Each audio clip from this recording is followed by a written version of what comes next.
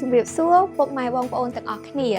តាមការសន្យាយើងត្រឡប់មកម្ដងទៀតនៅក្នុងការនិយាយអំពីយុទ្ធនាការសរសេរដើម្បីសិទ្ធិរបស់អង្គការ Amnesty International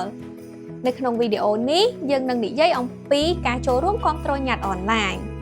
យើងនឹងទម្លាក់ link នៅក្នុងប្រអប់ comment ខាងក្រោមសម្រាប់បងប្អូនអាចចុចនៅលើ link នោះបងប្អូននឹងទៅកាន់គេហទំព័ររបស់អង្គការ Amnesty International ផ្ទាល់តែម្ដង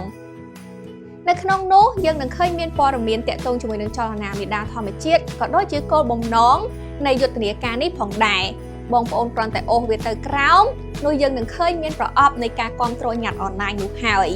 បងប្អូននឹងត្រូវបំពេញព័ត៌មានមួយចំនួនដូចជាឈ្មោះនាមត្រកូលអ៊ីមែលនិងប្រទេសដែលបងប្អូនកំពុងតែមានវត្តមានរួចហើយយើងនឹងចុចនៅលើប្រអប់ដែលមានពណ៌លឿងដើម្បីចុចបញ្ជូនសម្លេងរបស់យើងទៅកាន់អង្គការ Amnesty International អង្គការ Amnesty International នឹងប្រមូលសម្លេងរបស់ពួកយើងនៅក្នុងការគាំទ្រញត្តិនេះរួចហើយនឹងបញ្ជូនទៅនាយករដ្ឋមន្ត្រីលោកហ៊ុនម៉ាណែតដើម្បីដាក់សម្ពាធឲ្យលោកដោះលែងសកម្មជនចលនាមេដាធម្មជាតិជាបន្ទាន់និងមិនមានលក្ខខណ្ឌជាថ្មីម្ដងទៀតខ្ញុំតំណាងឲ្យចលនាមេដាធម្មជាតិក៏ដូចជាតំណាងឲ្យសកម្មជនទាំង5រូបរបស់យើង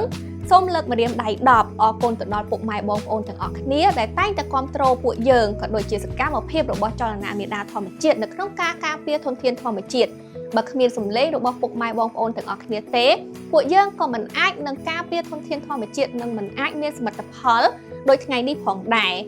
សូមប្រើប្រាស់សម្លេងរបស់ពួកយើងដើម្បីទាមទាររយុត្តិធម៌មកដល់សកម្មជនក៏ដូចជាអ្នកដែលការពារធនធានធម្មជាតិពិតប្រាកដសម្លេងរបស់ពួកយើងគឺជាអំណាចរបស់ពួកយើងសូមអរគុណ